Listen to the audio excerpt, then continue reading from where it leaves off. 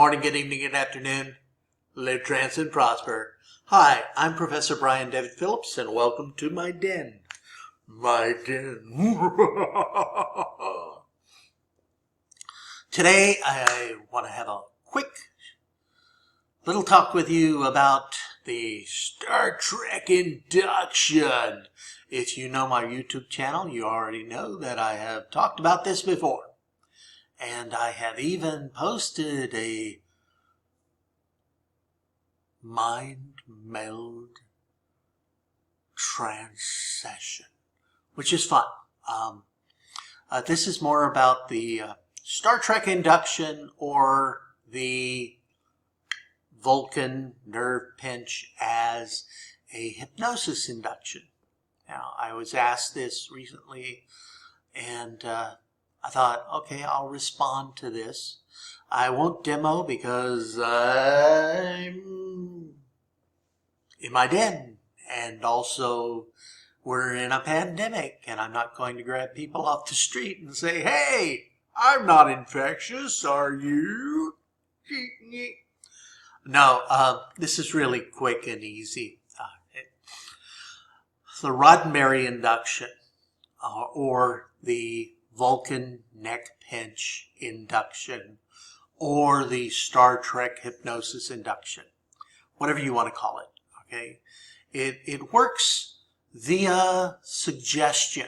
Okay, now some of you have seen me do this. You've seen me do it in shows. You've seen me do it with random people, and the setup is it works best if you're working with a Star Trek fan like moi. And as you probably know, unless you live under a rock, and if you live under a rock, that's fine. I don't live under a rock, but hey, do you?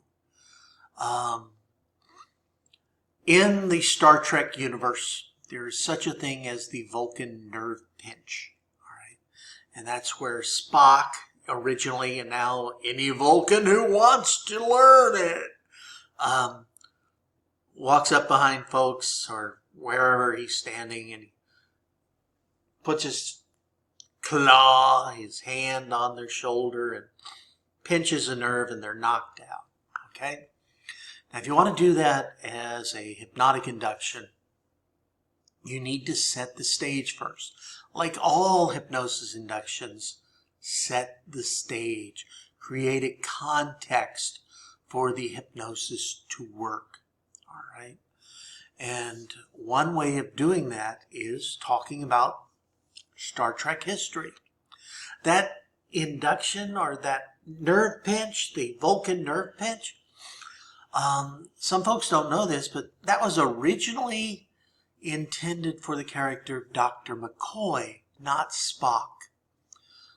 And that was McCoy because he's a doctor.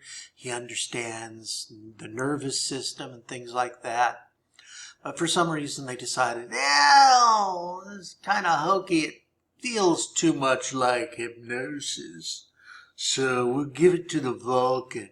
It'll be a cool power for Spock.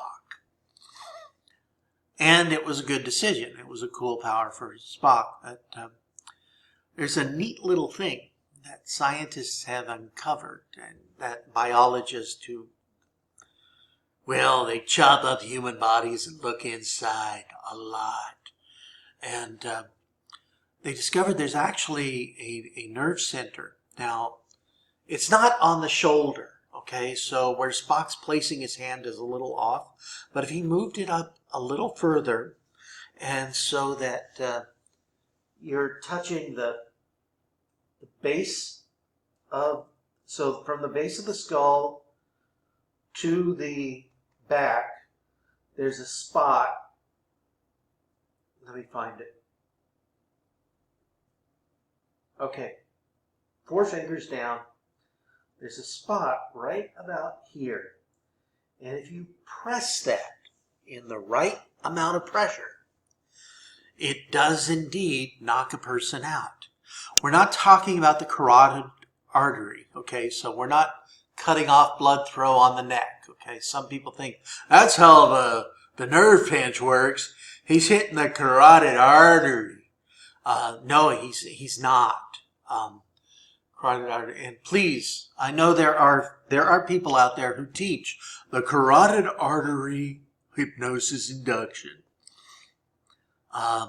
Don't attempt that. It's incredibly dangerous. It can backfire, and people, they may pass out. They usually pass out. Old stage hypnotists used to do a gag where someone says, "I can't be hypnotized." And they say, "Come on stage, let's find out." And then they do this, and the person drops down. Prop them up for the rest of the show. They're so hypnotized, it's almost as if they're unconscious because they did a carotid artery movement on them. And it is dangerous. I mean, you may have been in the military and you may have learned how to knock someone out with the carotid artery, but there are dangers to it. So please don't attempt that. I only teach it in my very advanced classes, in person, not online, not on video. I don't record it, or rather I record the whole session, but I delete that part for any products I have. It's just not safe. Now you watching this video, you're obviously a very intelligent person. You're watching me, of course you're intelligent. But there are people out there who, there's a technical term for them, fucking idiots. They're just idiots. And you can't trust them with anything. So, and right now, some idiots watching this, not you, you're a great person, but some idiot's going to go out, "Oh, he talked about it, I'm going to go do that." And I know there are a few hypnotists who do teach it.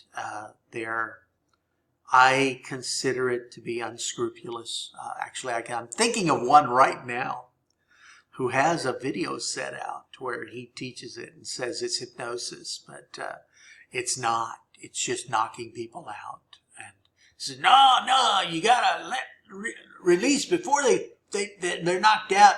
Then you could fire in the hypnosis. Or you could train and practice as a hypnotist and get good at it. And then you don't have to resort to stupid, silly gimmicks. But except for this one. This one's a gimmick. The Star Trek Induction. Star Trek Induction. In the history of Star Trek, they originally wanted that for the Doctor, simply because there really is a nerve grouping here. And it was just discovered about the time that Star Trek was being developed. And Roddenberry, as many of you know, the creator of Star Trek, was tuned into science. I mean, it's a science fiction show. He was tuned into science, and it fascinated him. And so he originally wanted it to be Dr. McCoy's thing. And so when they said, "No, not Dr. McCoy," the network exec said, "No, I'm not the doctor. That's too much like hypnosis. Why don't you give it to the alien? Because then it'll be alien, and it won't have anything to do with hypnosis or mesmerism or any of that hoodoo-doo-doo stuff." So they gave it to Spock, and they put Spock. It's too far forward, but if it was a little bit too up and down a bit, it would have been in the right nerve cluster. And after Star Trek, some of the scientists who had just developed they discovered this nerve cluster, and what happens?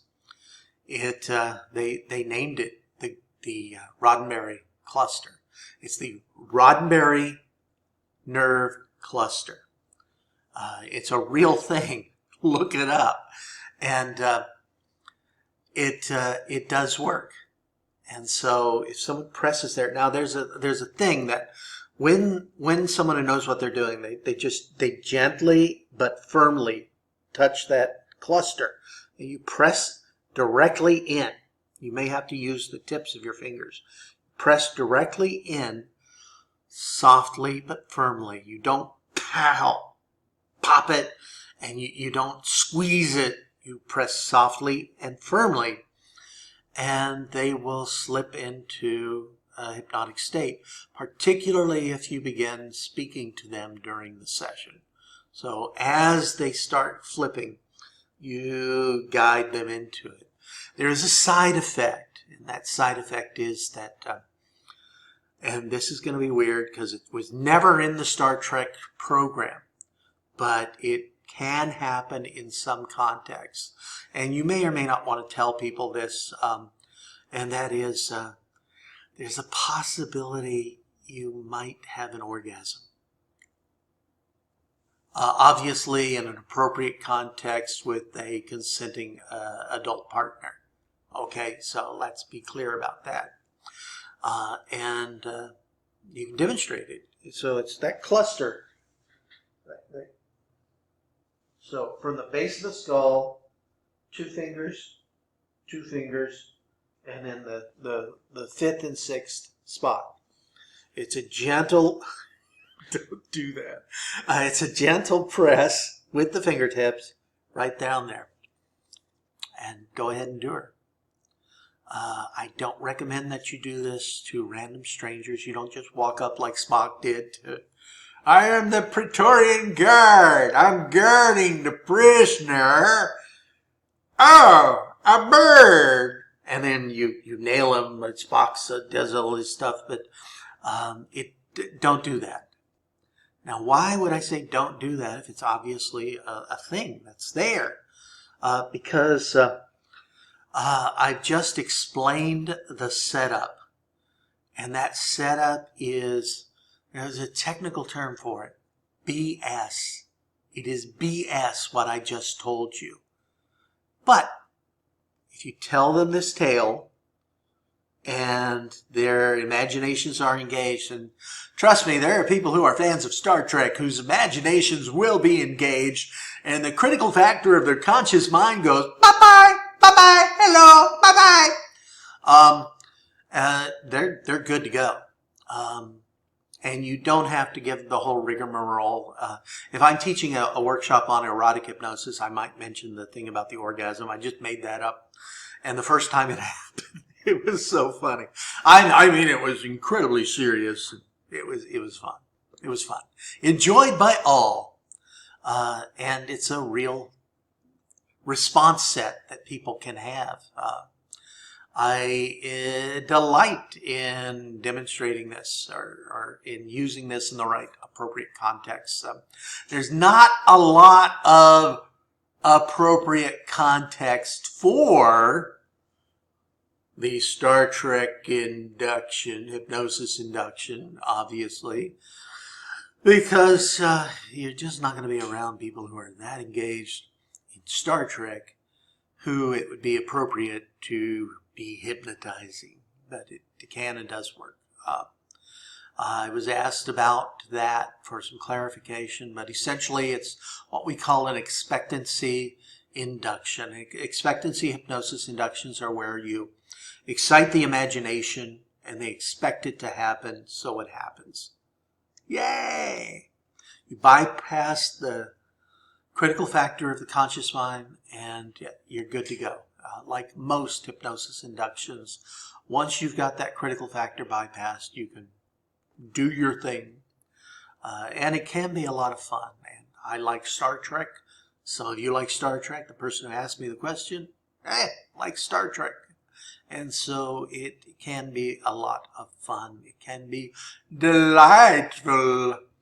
I hope this has been useful for you. If you want to know more about expectancy inductions, then please do check out my stuff, my hypnosis training materials, and you'll learn a lot. Actually, at the time I'm recording this, not necessarily when you're viewing it, but at the time I'm recording it, a lot of my materials are on sale for extremely deep discount. I think we're Some of my big sets are as much as 75% off.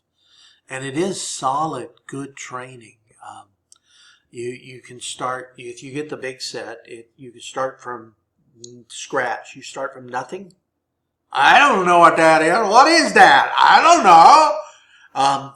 You start from nothing and you build up skill sets following the course with a lot of things thrown in. And if you practice it, if you practice the material with consenting adult partners, yay, consent. I'm such a fan.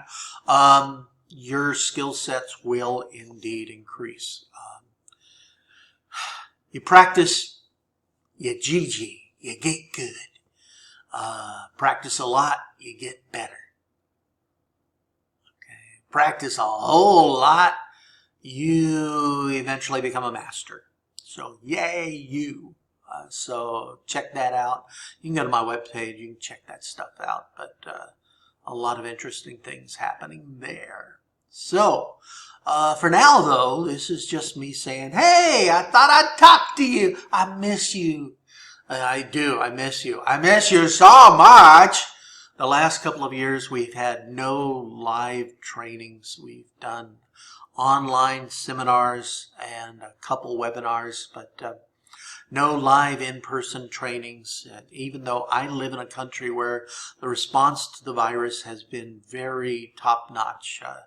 Taiwan has not seen the death rates or the infection rates that other countries have, because we're very fortunate that the population trusts the science, and we got slow to get the vaccine because of interference in whether or not we could have access to vaccines by certain other countries I won't name that Taiwan has never actually been a part of. Oh, mystery there. But they say we are, and they wouldn't let us have the vaccine. They wouldn't let others give us the vaccines because they were dicks. That's a technical term. I'm not being insulting. It's just a technical term for nations that interfere with the access of other nations to vaccines they purchase. But we're getting vaccinated. I'm fully vaccinated. My daughter is fully vaccinated. We're hoping my wife will get her second dose soon. And then a lot of folks in Taiwan have started getting booster shots, and we will get those as well. Yay, Taiwan. Taiwan is awesome. I am so happy to live here. But that's neither here nor there. Hey, Star Trek Hypnosis Induction, I hope you enjoyed the video. Please stay safe, stay healthy, keep those you love near and dear to you, close and safe. For now, though, this is Professor Brian David Phillips saying, live trance and prosper.